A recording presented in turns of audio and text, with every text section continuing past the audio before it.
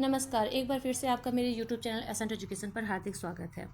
आज हम लोग अध्याय 6 के बारे में पढ़ेंगे। पिछली कक्षा में हम लोगों ने अध्याय फर्स्ट से लेकर के अध्याय 1 से लेकर के अध्याय 5 तक को कवर किया था।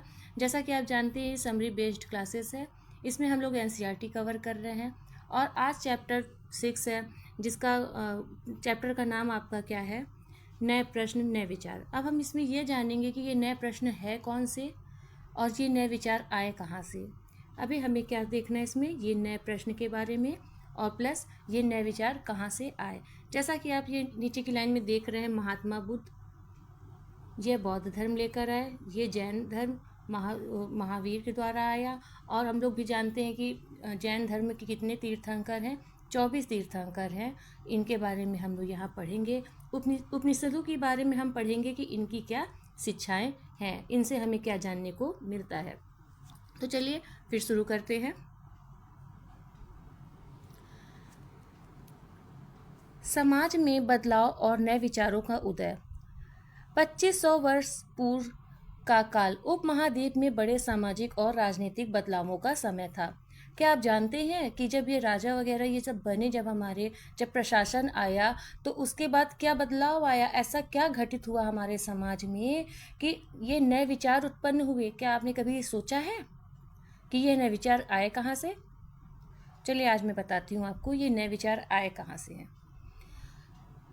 ये राजनीतिक बदलावों का ये समय था 2500 वर्ष पहले उपमहाद्वीप में क्या था? राजनीतिक बदलावों का समय चल रहा था।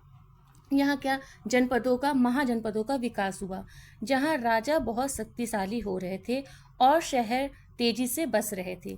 विचारकों की जिज्ञासा, लोग जीवन के सच्चे अर्थ और मृत्यु के बाद के जीवन को समझना चाहते थे। वो क्या, उनकी जिज्ञासाएं बढ़ गई। आखिर जो वो जन्म तो लेते हैं, उन्हें पता है कि हाँ बच्चे ने जन्म लिया, लेकिन जब मृत्यु हो जाती है तो उन मृत्यु के बाद वो इंसान जाता कहाँ है, ये सारी जिज्ञासाएं उनके मन में चलने लगी थी। यज्ञों पर प्रश्न। कुछ लोग पुराने ढर्रे के यज्ञों की उपयोगिता पर सवाल उठा रहे थे और कुछ लोग तो ये भी कह रहे थे कि ये यज्ञ है क्या, ये अनुष्ठान है क्या, इससे होता क्या है, इन पर क्या सवाल उठा रहे थे। ये आप देखिए, मैप दिया हुआ है यहाँ, आपको 16 महाजनपद के बारे में अच्छे से देखा जा सकता है यहाँ क्लियर। ये देखिए 16 महाजनपद आपको यहाँ क्लियरली दिख रहे हैं। ठीक, तो पहले जीवन क्या था? पहले ये आदिवासी ही तो थे, आदिवासी थे। धीरे धीरे इन्होंने आग की खोज की, उत्पादन बढ़ाया, ये सब होने लगे। फिर ये सामाजिक स्थिति में आने लग गए। इन्होंने वर्ण की व्यवस्था की, ऐसे राजा बनाया इन्होंने ब्राह्मण बनाए, इन्होंने क्षत्रिय वर्ग बनाए, इन्होंने वैश्य शूद्र वर्ग बनाए। इन्होंने फिर उसको क्लासीफाई किया कि अब ब्राह्मण क्या करेगा, राजपुरोहित का काम करेगा, और क्षत्रिय क्या करेगा, क्षत्रिय रक्षा करेगा देश की, हमारे नगर की रक्षा करेगा। वैश्य क्या करेगा, इसका कार्य होगा व्यवसाय करना। शूद्र क्या होगा, शूद्र ये करेगा कि इन वर्णों की सेवा करेगा। अब पहले तो ये क्लासीफाई इन्होंने कर्म के आधार पर किया, फिर धीरे धीरे इनमें ये भावना शूद्रों के लिए आ गई, घृणा की भावना। वो जाति की तरह देखने लग गए, उन्हें छोटा समझने लग गए। और बीच में फिर क्या हुआ, फिर यही हुआ कि उन्हें किसी धार्मिक अनुष्ठानों में भाग लेने से मना कर दिया गया या उनको प्रवेश वर्जित कर दिया गया। फिर इसी तरह क्या हुआ, नए विचार आए, नए विचारों का उदय हुआ। ये सब जब देखा कि धार्मिक ये अंधविश्वास इतना बढ़ गया, किसी एक वर्ण को लेकर इतना ज़्यादा उसको प्रेशराइज्ड किया गया, उसको इतना टॉर्चर किया गया, तो ये नए धर्मों का तुरंत क्या आ गया, ये विचार, नए विचार आ गए, नए धर्म आ गए। फिर क्या, इससे ये हुआ कि जो दबा हुआ वर्ग था, जैसे शूद्र वर्ग जो था, जो दब गया था, उनको एक नई पहचान मिली। इन धर्मों का क्या पहचान था कि हमें ये करना है कि इन मनुष्य है, मनुष्य को मनुष्य से प्रेम करना है। यह इन्होंने ये प्रश्न लेकर आए कि आखिर मनुष्य में इतनी हिंसा या इतनी घृणा ये सब है क्यों आखिर। तो इन्होंने क्या लिया, इसके आधार पर अपने विचारों का इन्होंने क्या किया, विकास किया, अपने विचारों का प्रसार किया। ठीक, महात्मा बुद्ध का जीवन परिचय। हमें इसको जानने से पहले, इनके धर्म के जानने से पहले, हमें ये जानना बहुत ज़रूरी हो जाता है कि आखिर ये हैं कौन, ये आए कहाँ से हैं। तो इसके बारे में देखिए आगे, बचपन और वंश। बुद्ध के बचपन का नाम सिद्धार्थ था। इनकी बाल्यावस्था के बारे में और इनके वंश के बारे में, आखिर ये किस वंश के हैं। वे शाक्यगढ़ के क्षत्रिय राजकुमार थे। वो शाक्यगढ़ के क्षत्रिय राजकुमार थे। ज्ञान की खोज, सत्य और शांति के लिए उन्होंने युवा अवस्था में ही सुख सुविधाएं और घर को छोड़ दिया था।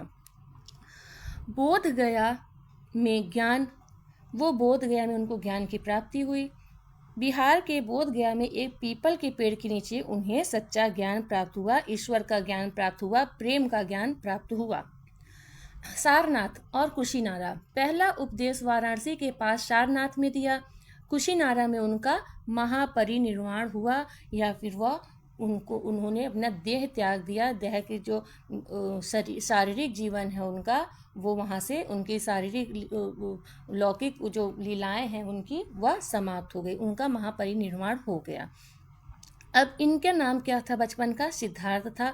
वह शाक्यगढ़ के क्षत्रिय राजकुमार थे। उनके जैसे दिमाग में ये था, उनके मस्तिष्क में ये सब शब्द देख रहा था कि वो ये देख रहे थे कि संसार में इतनी पीड़ा है क्यों, लोग इतने दुखी क्यों हैं, जिसकी खोज में वो चल पड़े कि आखिर सुख कहाँ है। ये जो सुख की अनुभूति है, जो मन में जो सुख का अनुभूति है, ये जो इच्छा है, ये आखिर सुख है कहाँ, इसकी खोज में वो क्या घर को छोड़ के अपने पूरे जो वैभव के जो जीवन थे उनको सब छोड़ करके ये सन्यास की ओर निकल गए। और इनको बोध गया में ज्ञान की प्राप्ति, पीपल के पेड़ के नीचे उन्हें ज्ञान की प्राप्ति हुई।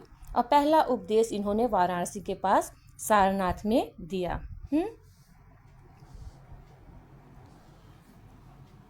बुद्ध की मुख्य शिक्षाएं। दुख और तृष्णा, हमारा जीवन कष्टों से भरा है, जिसका कारण हमारी असीमित इच्छाएं, लालसा है। आत्मसंयम, बुद्ध ने सिखाया कि मध्यम मार्ग अपनाकर ही हम तृष्णा पर विजय प्राप्त कर सकते हैं। तृष्णा क्या? एक प्यास होती है। तृष्णा का शाब्दिक अर्थ क्या है? प्यास होती है, किसी चीज़ को लेने की इच्छा होती है, लालच होती है, लालसा होती है। वो तृष्णा क्या करती है? वो इंसान को स्वतंत्र नहीं होने देती, वह इंसान को बांधे रहती कि अभी इसकी ज़रूरत है, अभी इसकी ज़रूरत है, अभी इसकी ज़रूरत है। वो उसको लौकिक जीवन में ही बांधे रहती है। तो अब वो तृष्णा जो है, वो अब मन की जो शांति है, मन की जो प्यास है, वो बुझेगी कैसे? इन सब साधनों से तो बुझी नहीं उसकी तृष्णा। तो वो बुझेगी कैसे? वह जब ईश्वर की प्राप्ति कर लेगा, जब मध्यम मार्ग अपना करके भी हम क्या कर सकते हैं, अपनी जो इस प्यास पर, इस ईश्वर की इच्छा पर हम उस पर विजय प्राप्त कर सकते हैं। उन्होंने ये सीखा आत्म संयम के द्वारा। कर्म का सिद्धांत, हमारे अच्छे या बुरे कर्म हमारे वर्तमान और अगले जीवन दोनों को प्रभावित करते हैं। उन्होंने यह देखा, उन्होंने कर्म का सिद्धांत ये किया, हमारे जो बुरे कर्म हैं वर्तमान और आने वाले जीवन को भी प्रभावित करते हैं। इन दोनों का हमें लाभ मिलता है, वो उनके आधार पर। आम लोगों की भाषा, उन्होंने अपने उपदेश प्राकृत भाषा में दिए ताकि हर साधारण व्यक्ति उन्हें समझ सके। अब देखिए ये कैसे, ये वृक्ष के नीचे इन्होंने ज्ञान प्राप्त किया और इनके अनुयायी कैसे धीरे धीरे बढ़ने लग गए। आप जैसा कि ये देख सकते हैं कि ये कितना सिंपल जीवन, कितना साधारण जीवन यह व्यतीत करते थे, जबकि ये कौन थे? एक क्षत्रिय थे, एक राजकुमार थे। इन्होंने अपनी तृष्णा पर विजय प्राप्त कर लिया था। इन्होंने इनकी क्या हुई थी? इन्होंने अपने मन पे विजय प्राप्त कर लिया। तो ये इतने आत्मसंयमी थे कि इन्हें ईश्वर की खोज प्राप्त हो गई, ये ईश्वर को पा गए और ये चरम सत्य पे चले गए थे दुनिया की, कि अंतिम सत्य है क्या, अंतिम सत्य मृत्यु है और उसके बाद का क्या जीवन है, यह सब ये जान चुके थे। उपनिषद और उनके विचार। शाब्दिक अर्थ, उपनिषद का मतलब है गुरु के समीप बैठना। जैसा कि आप देख सकते हैं यह गुरु हैं और उनके शिष्य हैं जो उनके पास आके बैठे हैं। तो उपनिषद का अर्थ क्या है? गुरु के समीप में बैठना। इसमें गुरु शिष्य के संवाद है। आत्मा और ब्रह्म, विचारकों का मानना था कि मृत्यु के बाद भी आत्मा और ब्रह्म स्थायी रहते हैं। महिला विचारक, इन चर्चाओं में गार्गी जैसी प्रसिद्ध और विदुषी महिला विचारकों का भी नाम आता है। पहले देखिए, पहले की स्थिति क्या थी, महिलाओं की स्थिति क्या थी, स्त्री समाज की स्थिति। उन्हें भी चर्चाओं में हिस्सा लेने का बराबर से अवसर मिलता था वह भी हिस्सा लेते थे, वह भी विचारक थे, वह भी अपने बातों को रखते थे लोगों के आगे। तो ये शुरू से इतनी आज़ादी महिलाओं को दी गई थी, लेकिन बीच में कुछ ऐसा हुआ हमारे देश में, जो घटनाएं घटी, जिससे इनकी स्वतंत्रता या शूद्रों की स्वतंत्रता कहें, ये सब क्या हो गई, धीरे धीरे समाप्त हो गई थी। सत्यकाम जाबाला एक दासी पुत्र, जिन्हें सत्य के प्रति प्रेम के कारण गौतम नाम के ब्राह्मण ने अपना शिष्य बनाया। अब यहाँ देखिए, गौतम नाम के ब्राह्मण ने अपना उन्हें शिष्य बनाया, वह एक दासी पुत्र थे। जबकि दासों को क्या किया जाता था, किसी धार्मिक अनुष्ठान में भाग नहीं लेने दिया जाता था। लेकिन ये जो नए विचार आए, ये जो नए धर्म थे, उन्हें इतनी छूट दी कि आप भी भक्ति करें, आप भी मनुष्य हैं, मनुष्य का मनुष्य से नाता जोड़ा गया, जिससे क्या, इन्होंने दासी पुत्र को भी ईश्वर के मार्ग को बताया और अपना शिष्य बना लिया। तो फिर कहाँ जाएंगे, रुझान कहाँ होगा, नए विचारों की तरफ तो आएगा रुझान। नए विचार हमारे क्या, बौद्ध धर्म, जैन धर्म, यही तो रुझान आएगा। जब अपने वर्गों के द्वारा लोग दबाए जाएंगे, तो अगर कोई नई विचार आ जाएगी तो उस पर ही लोग का क्या रुझान बढ़ेगा, अग्रसर होंगे कि हाँ, हमें यहाँ वैल्यू मिलती है। ठीक। वर्धमान, महावीर और जैन धर्म। 24वें तीर्थंकर जैन धर्म के अंतिम तीर्थंकर वर्धमान महावीर थे। वे वच्ची संघ के लिच्छवी राजकुमार थे। यहाँ देखिए, ये भी क्या थे, वह राजकुमार थे। किस संघ के थे, वज्जी संघ के लिच्छवी राजकुमार थे। अहिंसा का नियम। महावीर ने कहा, हर जीव जीना चाहता है, इसीलिए किसी भी प्राणी को कष्ट नहीं देना चाहिए। सादगी भरा जीवन। सत्य जानने के लिए घर छोड़ना पड़ता था और पूरी ईमानदारी से भिक्षा मांगकर रहना होता था। कड़े नियम। भिक्षुओं के लिए चोरी न करना, ब्रह्मचर्य का पालन और कपड़े तक का त्याग देने का नियम था। अब यहाँ ये देखिए कि यह विचार आए कहाँ से, कि किसी भी इंसान को किसी पे कष्ट नहीं करना चाहिए, किसी को मारना नहीं चाहिए, सब स्वतंत्र है। आखिर ये कहीं समाज में, वो उस समय के समाज में कुरीतियाँ चल रही होंगी, कुरीतियाँ, तभी तो इस दिमाग में इनके आया, कि तभी तो उनके मन में आया कि हमें कैसा रहना चाहिए, अहिंसा का नियम का पालन करना चाहिए, जिससे किसी भी इंसान को दूसरे इंसान के द्वारा कष्ट ना हो, या किसी भी जंतु को किसी की भी अन्य मनुष्यों या जंतुओं के द्वारा कष्ट ना हो। यह विचार इसीलिए आए क्योंकि उस समय समाज में कुरीतियाँ चलने लग गई थी। वहाँ क्या हो गया था, ये जो वर्ण है, अब व्यवस्था पहले कर्म के आधार पर था, और फिर धीरे धीरे क्या, जात ही बना दी गई कि ये इस जात का है, इस जाति का है, और उसकी स्वतंत्रता को क्या कर दिया, परातंत्रता पे बदल दिया। इसलिए यह विचार आगे आए। संघ और विहार का जीवन। संघ घर छोड़ने वाले बौद्ध और जैन भिक्षुओं के साथ रहने के लिए बनाया गया एक संगठन था। संघ क्या था, जो घर छोड़ने वाले जो बौद्ध और जैन भिक्षु होते थे, जो अपनी घर की सुख सुविधाओं को छोड़कर ईश्वर की खोज में जाते थे, उनके रहने के लिए बनाया गया स्थान संघ था। संगठन, अब संघ बनाया गया संघ था। विहार क्या था, विहार पिटका बौद्ध धर्म के भिक्षुओं के लिए बनाए गए नियमों की प्रसिद्ध पुस्तक थी, विनय पिटक। ठीक। विहार वर्षा ऋतु में भिक्षुओं के ठहरने के लिए बनाए गए स्थायी शरण स्थल क्या थे, विहार कहलाते थे। संघ क्या था, जो घर छोड़ने वाले बौद्ध जैन भिक्षुए हैं, एक साथ रहने के लिए बनाया गया संगठन था। और विहार क्या था, वर्षा ऋतु में भिक्षुओं के ठहरने के लिए बनाए गए स्थायी शरण स्थल क्या कहलाते थे, विहार थे। और जो विनय पिटक क्या है, बौद्ध संघ के भिक्षुओं के लिए बनाए गए नियमों की एक पुस्तिका है, जिसमें बौद्ध भिक्षुओं को रहना कैसे चाहिए, किस नियमों का पालन करना चाहिए, वह पूरी एक पुस्तक में यह लिखा गया था। निर्माण। ये विहार लकड़ी, ईंटों या पहाड़ों को काटकर बनाई गई गुफाओं में बनते थे। ये कहाँ होते थे, ये लकड़ी को काटकर, ईंटों या पहाड़ों को काटकर ये गुफाएं बनते थे, उसमें इनका ये निर्माण ऐसा हुआ, ये ऐसे वहाँ रहते थे।